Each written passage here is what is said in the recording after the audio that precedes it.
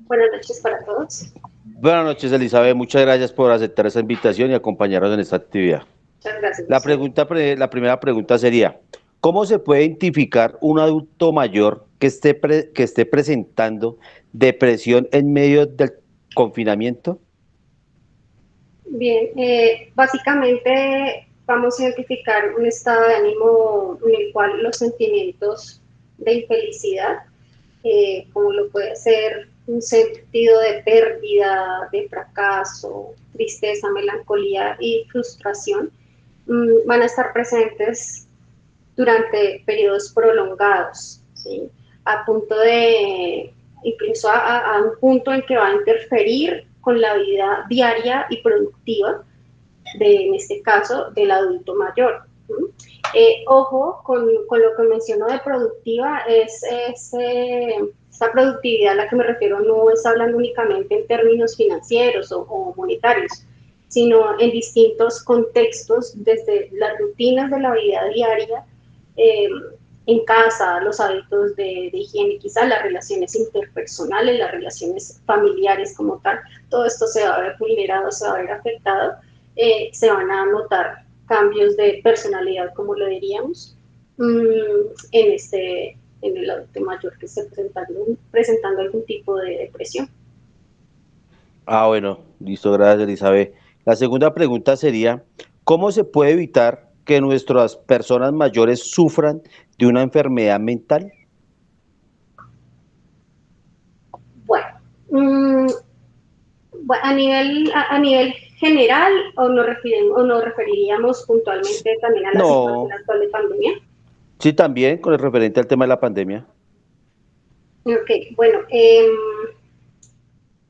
debemos, debemos mantener ahorita con este tema del confinamiento, del aislamiento, todo esto, pues es importante, es vital mantener una conexión vía telefónica, videollamadas, correos electrónicos, incluso cartas, mira, pero ¿para qué cartas y el correo electrónico? También, la idea es como generar ese vínculo, ese acercamiento a nuestros adultos mayores mediante también el uso de todas las redes sociales. Debemos mantener este tema de propiciar un ejercicio físico acorde pues al adulto mayor, acorde a sus características y a su edad, ¿sí? También si tienen algún tipo de terapias que deben ellos llevar a cabo, hacerlas en casa, el tema del acercamiento quizá al, al medio ambiente, como toma de sol, ¿sí?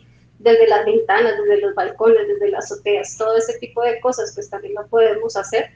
Eh, el tema también de compartir mediante contar historias, los juegos, mediante televisión, ese tipo de actividades de ocio en familia, ¿sí? También pueden generar, evitar este tipo de quizá de vulneración en la salud mental de nuestros adultos mayores debido al confinamiento. Asimismo, pues ofrecerles de una otra manera debemos disponer para ellos espacios para promover el diálogo, en el cual ellos puedan participar, ¿sí? Que tomen decisiones en el hogar de una otra manera. Pueden ser cosas muy básicas, muy sencillas, pero que se tome en cuenta su opinión, sus habilidades, ¿sí? Las que aún están conservadas, que muy probablemente al ir a indagar, pues van a ser más de las que quizá nosotros tenemos presentes. Evitar, importantísimo, evitar el sedentarismo, la inmovilidad por tiempos prolongados. Se levantó, se sentó en la sala y ahí se quedó el resto del día y después para la cama otra vez y ya. No, hay que integrarlos un poco más a la dinámica familiar de una otra manera. Y pues desde luego, en dado caso, solicitar ayuda profesional de ser necesaria. Ya si de pronto por algún motivo notamos que se está yendo un poco de las manos del interior del núcleo familiar el asunto, ¿sí? Pues, y complementando un poco la pregunta que me hacían anterior respecto a cómo identificar depresión, ¿sí? Entonces, ya más puntualmente, ¿cómo podríamos pensar que quizá hay que reportar o bueno, solicitar ayuda? Si vemos que ese estado de ánimo es irritable, ¿sí? Si, o si quizá es demasiado pasivo, ¿sí? Si hay de pronto alguna dificultad para conciliar el sueño en este adulto mayor, o si por el contrario están durmiendo más de la cuenta, quizá dificultad para concentrarse en actividades que antes realizaban con mayor facilidad, lo que mencionaba de la inactividad, ¿sí? El retraimiento, pensamientos o frases desesperanzadoras o como el sentimiento de abandono, que sea algo de pensamientos repetitivos, ¿sí? De este tipo, incluso de muerte, pérdida de satisfacción por actividades que antes les complacían, ¿sí? En casos ya extremos podría presentarse algún tipo de distimia, que esto pues son sentimientos ya de pérdida de interés en actividades cotidianas, ¿no? Y que pues llevan como tal periodos demasiado prolongados, no sé, 2 años, ¿sí? Consecutivos. Ah, bueno, Elizabeth, muchas gracias. La tercera pregunta. ¿Cree usted que el aislamiento afecta la salud de nuestros adultos mayores?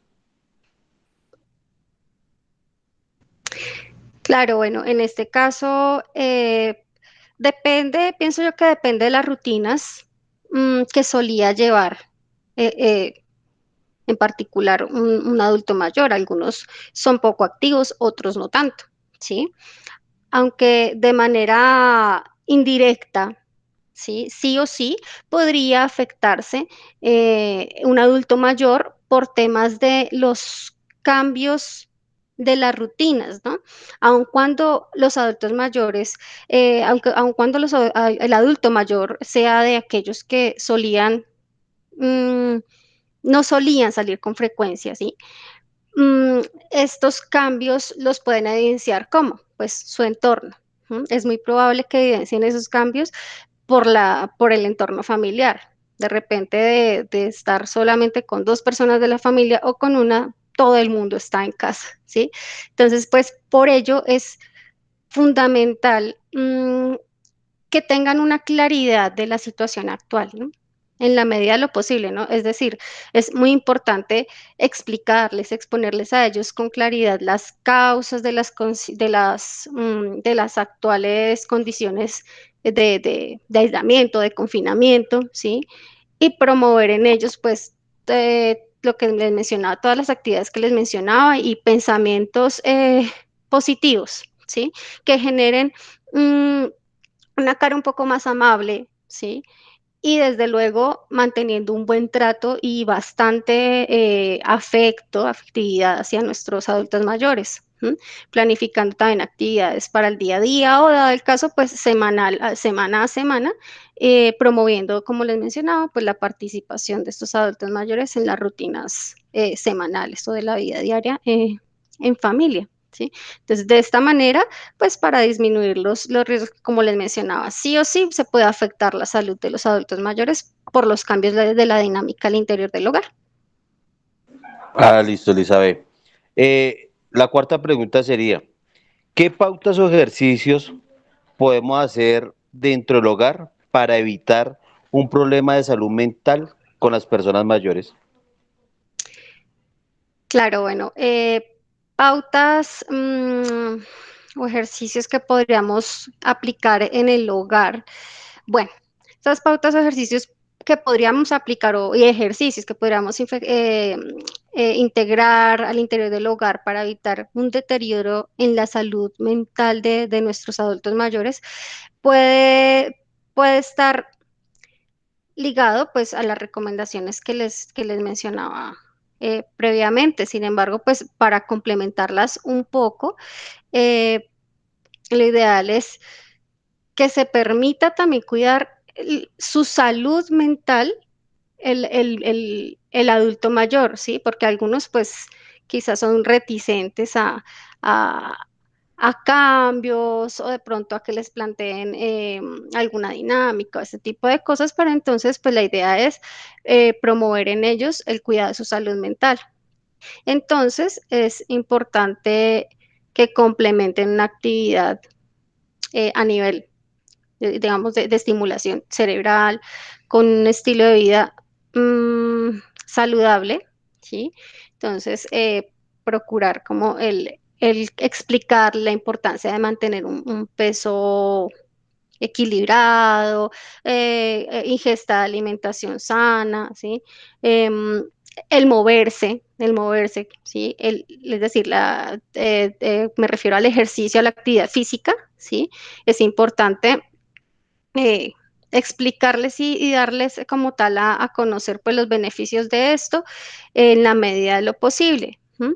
Que no fumen, ahorita pues vemos quizá vemos que hay mucho adulto mayor que aún fuma, entonces pues durante este encierro, digámoslo así, Mm, y previo a esto y posterior a ello, pues definitivamente el fumar no es un hábito muy saludable y menos en edades avanzadas, ¿sí? Eh, el tema de el consumo de licor, ¿sí? El que duerma las horas necesarias, es decir, lo indicado, lo suficiente, no en exceso, porque ahí pues vamos a volver al tema de la quietud. Mm, y como tal, pues debemos reducir ese riesgo de evitar lesiones, aunque estén en el hogar, pues puede que se caigan, puede haber algún tipo en esa caída, puede ser una lesión no solo de los miembros superiores o extremidades inferiores, no, puede ser algún tipo de golpe a nivel craneoencefálico, entonces pues ahí va a ser un golpe directo a a la salud mental de nuestro adulto mayor, entonces es importante como tal, si bien el hacer actividad física, pues que sea con responsabilidad, con acompañamiento, ¿para qué? Para reducir quizá niveles de estrés también, ¿no? Y que se sienta pues como tal con compañía de un familiar o un ser querido en estas actividades, ¿no? Y desde luego pues el tema de seguir quizá instrucciones respecto a situaciones médicas, entonces los controles de las patologías que puedan tener o afectaciones, o sencillamente sí, los controles como tal, no necesariamente por ser adulto mayor debo tener alguna enfermedad como tal, ¿no? Pero sí es importante tener un control y desde Listo, luego Elizabeth. mantener la vida social activa. Bueno, muchísimas gracias. Ujú. Elizabeth, buenas noches, te damos la bienvenida y gracias por aceptar este espacio. Una pregunta más es, ¿cómo desde tu experiencia eh, o qué de pronto como qué consejos podrías darnos sobre a raíz de tu experiencia para que nosotros podamos contribuir a que los adultos mayores cuiden su salud?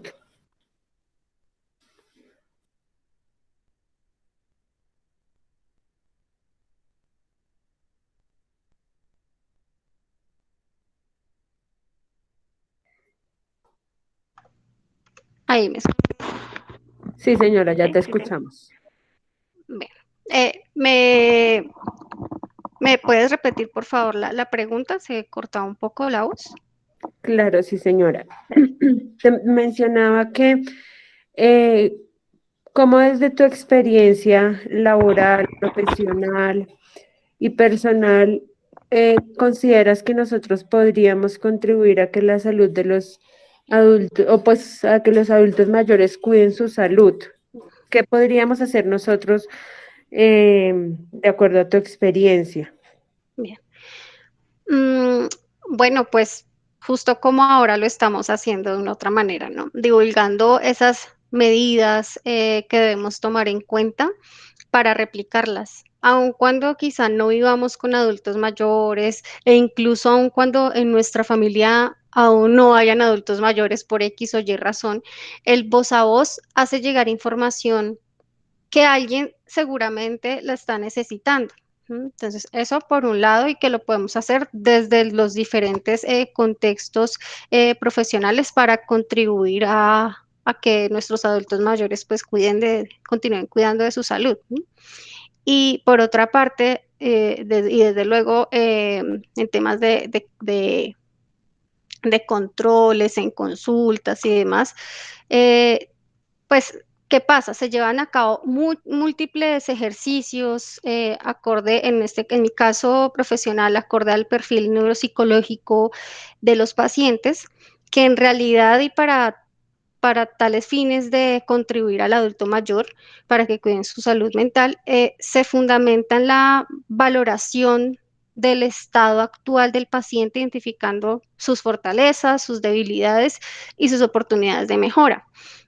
Y pues desde luego estos múltiples ejercicios de una otra manera, en la medida de lo que se vea viable para que se lleve a cabo la réplica de los mismos en casa, pues ahí es donde entramos con el acompañamiento, cada uno de nosotros desde nuestras distintas ramas de conocimiento para lograr pues como contribuir a este mismo ejercicio, ¿no?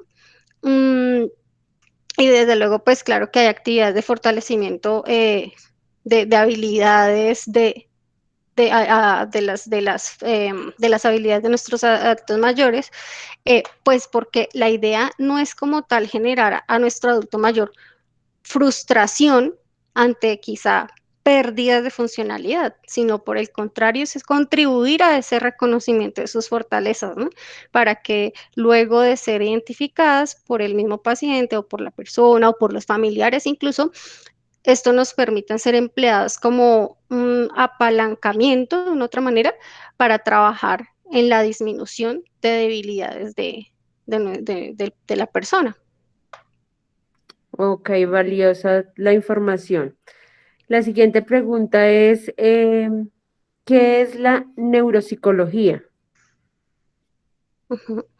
Bueno, la neuropsicología, bueno, esta parte de las neurociencias, básicamente, en esta parte de las neurociencias, básicamente nos encargamos de identificar la relación entre la conducta y la actividad del sistema nervioso, ¿sí? Por lo tanto, pues se indaga en el funcionamiento cerebral y las funciones específicas por áreas de la corteza cerebral para poder identificar el estado de las funciones tales como las previas a la atención, es decir, nuestro estado de conciencia, ¿sí?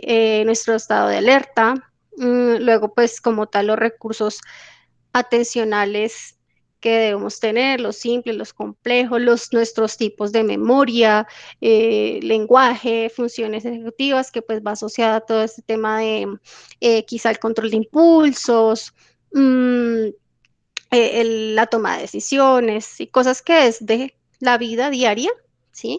Entonces lo que vamos a ver es esa relación entre la conducta y la actividad de esas funciones a nivel de sistema nervioso. Mm, incluso funciones como la parte de el procesamiento perceptivo, el reconocimiento de objetos mediante nuestros sentidos y la parte de las habilidades motoras que vamos adquiriendo a través de la vida, ¿sí? Entonces, básicamente, eso es lo que hacemos en neuropsicología. Ok, de acuerdo. Y bueno, y de acuerdo a lo que nos acabas de mencionar, ¿como qué otras acciones o qué otras, no sé si sea la palabra correcta, como qué otros usos podríamos darle y aplicaciones más bien nosotros podríamos a través de la neuropsicología brindarle a las personas mayores? Bueno, pues básicamente al identificar mediante los digamos, métodos o estrategias que tenemos en neuropsicología para identificar falencias o habilidades en el perfil neuropsicológico de un paciente, pues allí podemos también mirar el tema de posibles deterioros que hayan. Entonces, aquí pues sería lo que nos aplicaría a brindar un apoyo idóneo a los adultos mayores. Entonces, ¿cómo?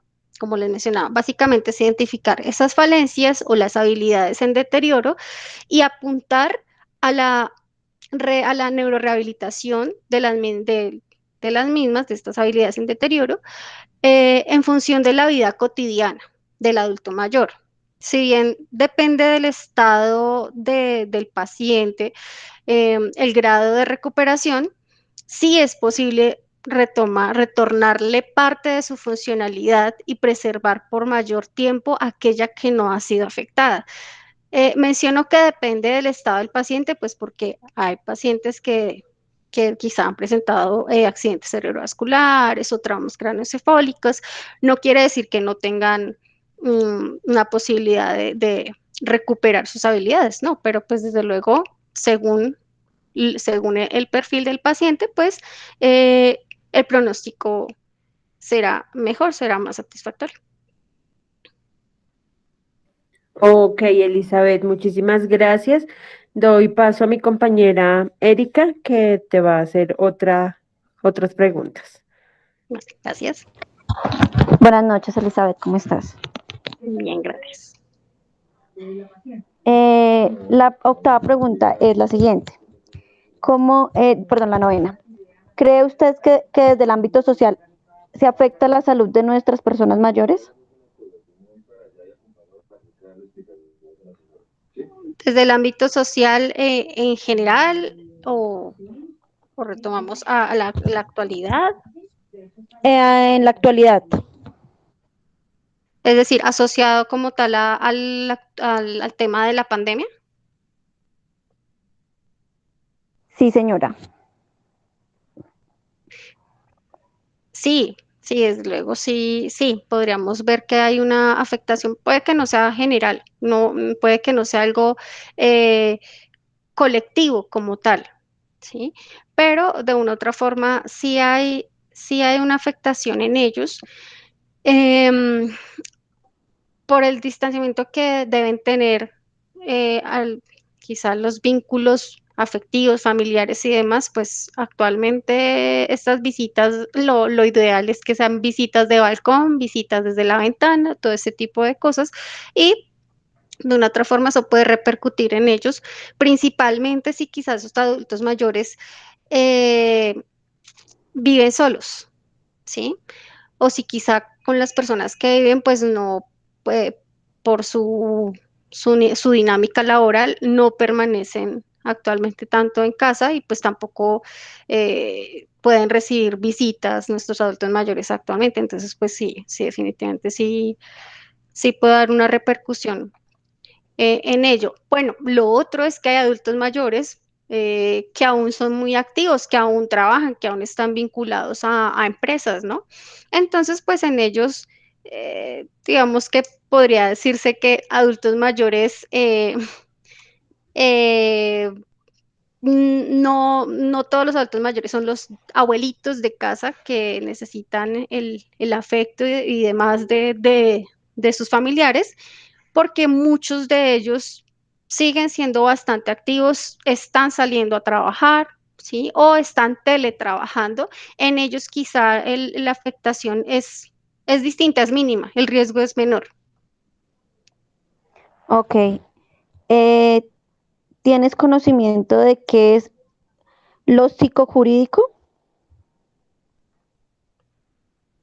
Sí, sí, pues digamos que generalidades, he tenido experiencia en el área y desde luego pues en este caso las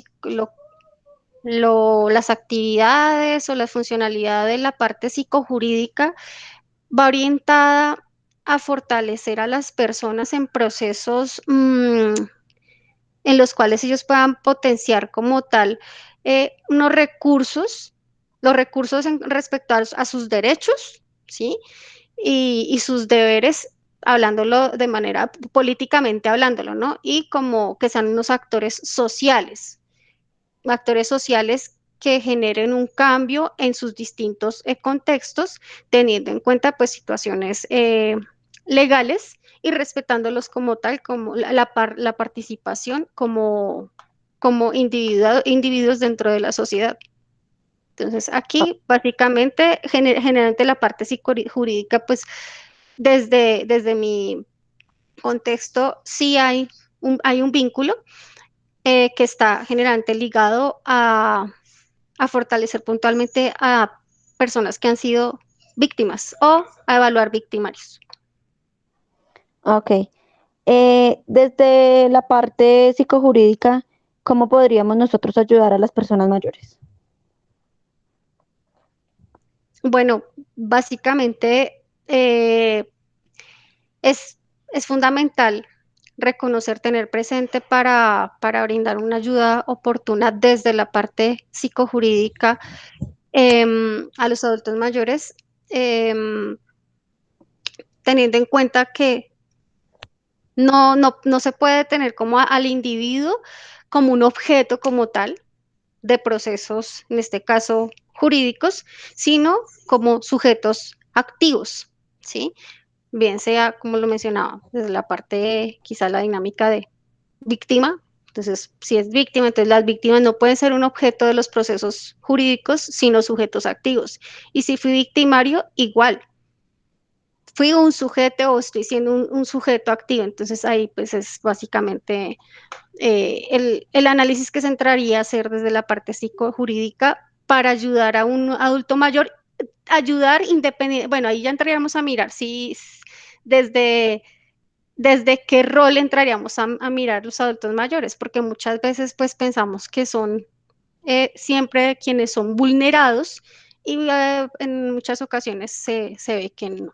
Se ve que resulta que son ellos a quienes debemos evaluar, quizá en un ámbito psicojurídico, en el cual resultan siendo victimarios. Pero pues aquí igual los vemos que son reconocerlos como sujetos activos y no como simplemente objetos dentro de un proceso jurídico. Ok. Y ya para terminar, la última pregunta, Elizabeth. ¿Qué es el neuroentrenamiento y desde el neuroentrenamiento cómo podríamos ayudar a nuestros adultos mayores? Mm, bueno, básicamente el neuroentrenamiento lo que busca es fortalecer como tal conexiones y funciones corticales de las redes a nivel cerebral, ¿no? Lo cual está fundamentado, puede ser en perfiles de entrenamiento de grupos poblacionales específicos o en protocolos de conexión, ¿sí? Coloco como estos dos ejemplos bastante distantes el uno del otro de una otra manera, eh, pero que de una otra forma apuntan en ambos casos a ejercitar el cerebro, ¿sí? Con constante pues aprendizaje. Entonces, básicamente el neuroentrenamiento es el ejercitar nuestro cerebro, nuestro sistema nervioso. Entonces, ¿cómo? Pues con constante aprendizaje, como lo mencionaba, pues el cerebro necesita ser estimulado con regularidad, ¿sí? En especial a medida que se envejece, ¿sí? Pues las habilidades se van comprometiendo, se pueden ir deteriorando o se van deteriorando si no se estimulan, ¿sí? Es decir, lo que es la parte atencional, la memoria, la toma de decisiones, control de impulsos, toda la parte de las habilidades prácticas, es decir, las habilidades motoras, todo esto, pues se puede estar deteriorando, aún en ausencia de daños cerebrales propiamente dichos. Por ejemplo, aún en ausencia de traumas craneoencefálicos, accidentes cerebrovasculares o patologías degenerativas, etcétera. Entonces, pues, básicamente, ¿cómo podríamos aportar desde el neuroentrenamiento a los adultos mayores? Pues, desafiando a nuestro cerebro de una u otra manera, ¿no? Entonces, cambiando la forma de hacer las cosas, ¿sí? De cambiar un poco las cosas de hacer, la forma de hacer nuestras cosas diarias, ¿no? Por ejemplo, si soy diestro, entonces ahora hoy me voy a cepillar con la mano izquierda, ¿sí? Cosas tan sencillas como eso. El tomar los alimentos, ¿sí? Igual, si soy zurda, entonces lo voy a hacer con la mano derecha, así. La lectura de un libro, ¿sí? De varios libros, lectura constante de diferentes cosas, seguimiento de instrucciones, ¿sí? Em, aprender, aprender algo novedoso, ¿sí? O palabras de un idioma distinto, entonces así, puede ser palabras sueltas, ¿sí? O incluso aprender un nuevo idioma como tal. Mm, se puede hacer como tal el tema de tejer, este tipo de cosas que hacen muchas personas. Esto también nos sirve para generar esa estimulación a nivel cerebral, ¿no? El tocar instrumentos musicales, todo este tipo de actividades nos ayuda como tal a ejercitar nuestro cerebro. Mm, y pues bueno, básicamente que algo que pues mencioné así muy superficial, pero para dar claridad de por qué menciono el ejemplo de los protocolos de conexión, pues hay otras formas de neuroentrenamiento, ¿no? En el caso del neuroentrenamiento a través de protocolos de conexión me refería como tal a procesos mediante neurofeedback o neuroretroalimentación cerebral, en los cuales pues se realiza un mapeo encefalográfico general, evidenciando lo que está adecuado y lo que está irregular en las ondas cerebrales, y de ahí pues se realiza una neuromodulación mediante estimulación transcraneal, es decir, es algo que no es invasivo. Y pues de allí los adultos mayores que suelen acudir a este tipo de neuroentrenamiento lo hacen por temas de trastorno de sueño, de ansiedad, de depresión, y quizá pues consideran que tienen poco tiempo para otro tipo de actividades, o quizás no tienen esa disciplina como para hacer las actividades que les mencionaba en cuanto a aprendizaje de un idioma, o aprendizaje de un instrumento, ese tipo de cosas. Ok, Elizabeth, muchísimas gracias por tu colaboración en esta entrevista. Bueno, muchísimas gracias a ustedes por la invitación. Muchas gracias, Elizabeth. Que tengas una muy feliz noche. Gracias a ti, muchas gracias. Que esté muy bien. Feliz noche. Gracias, hasta luego. Hasta luego. Hasta luego.